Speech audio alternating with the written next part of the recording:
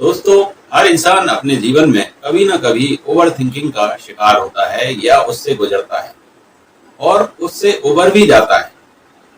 लेकिन कुछ लोग ओवर थिंकिंग से बाहर ही नहीं निकल पाते हैं। ऐसा लगता है कि उनके अंदर विचारों की एक बाढ़ सी आ गई है।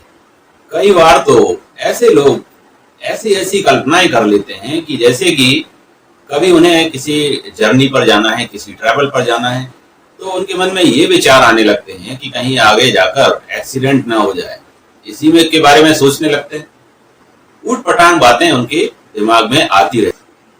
तरह तरह के ऊट पटांग बेस से पैर के विचार उनके दिमाग में आते हैं। मतलब कि इसकी कोई सीमा नहीं है कि उनके विचार कहाँ तक पहुंचेंगे।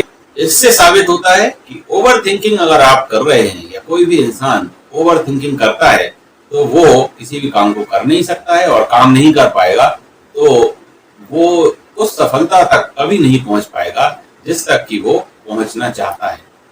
आज के वीडियो में मैं आपको ऐसे 6 तरीके बताऊंगा, ऐसे 6 उपाय बताऊंगा जिनकी मदद से आप ओवर थिंकिंग से किसी तरह से कैसे भी आप बच सकते हैं। पहला तरीका है notice when you are stuck in your head. Overthinking एक ऐसी चीज है जिसके कारण आप सही चीजों को पहचान नहीं पाते हैं या सही चीजों का चुनाव नहीं कर पाते हैं। इसलिए आप अपने सोचने के तरीके पर ध्यान देना शुरू करें ताकि प्रॉब्लम्स के प्रति आप जागरूक हो पाएं, अवेयर हो पाएं। कोई भी सोच तभी अच्छी है जब वो प्रोडक्टिव हो, जब उससे आपको कुछ मिल रहा है, कुछ प्राप्त हो रहा है। तो अगर आप ऐसा सोचने लगे कि जिस चीज के बारे में आप चिंता कर रहे हैं वो कहीं से भी प्रोडक्टिव नहीं है, तो आपकी आधी प्रॉब्लम ऑटोमेटिक ही सॉल्व हो जाएगी। सेकंड है keep the focus on problem solving. समस्याओं में उलझने की बजाय उन समस्याओं से बाहर निकलने की कोशिश करें, बाहर निकलने के सॉल्यूशंस ढूंढें। यदि ऐसा कुछ है जिस पर आपका कंट्रोल है, नियंत्रण है, तो फिर विचार करें कि इस समस्या को कैसे रोका जा सकता है। और यदि ऐसी चीजें जिन पर आपका नियंत्रण ही नहीं है, जैसे कि नेचुरल डिजास्टर, प्राकृतिक आपदाएं, इन पर आपका कंट्रोल तो है नहीं, तो फिर आप उन स्ट्रेटजीज के बारे में विचार करें ताकि इन आपदाओं को आप बेहतर तरीके से हैंडल कर पाएं। तीसरा है चैलेंज योर थॉट्स। याद रखें कि आपकी भावनाएं, आपके इमोशंस परिस्थितियों को निष्पक्ष रूप से देखने की आपकी क्षमता को प्रभावित कर सकती हैं। एक कदम पीछे हटें और सबूत देखें। आपके पास क्या प्रमाण है कि जो विचार आपके मन में आ रहे हैं वो सत्य हैं, सच हैं। फोर्थ है शेड्यूल टाइम फॉर रिफ्लेक्शन।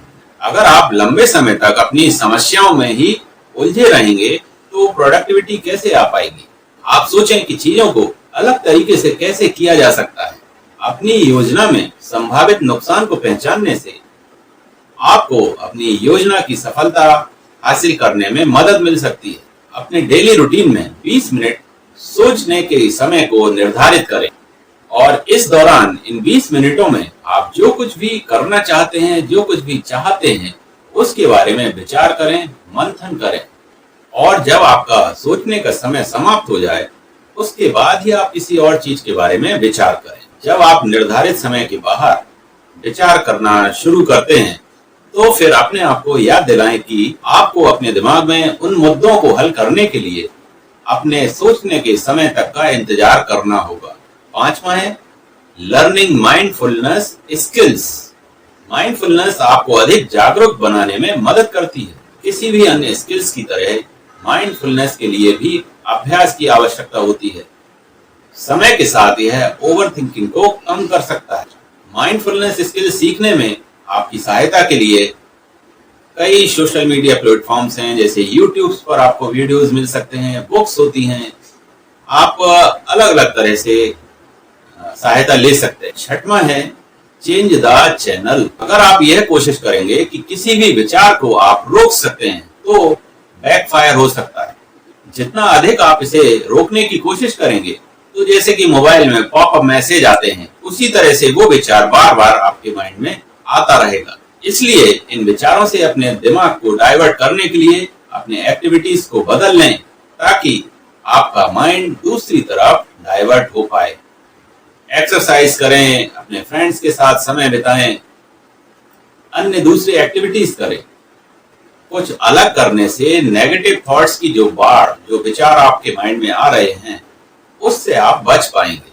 आपके सोचने के तरीके पर ध्यान देने से आपको अपनी बुरी मानसिक आदतों के बारे में और अधिक जागरूक बनने में मदद मिलेगी। प्रैक्टिस से, अभ्यास से आप अपने ब्रेन को अलग तरह से सोचने के लिए आप तैयार कर सकते हैं।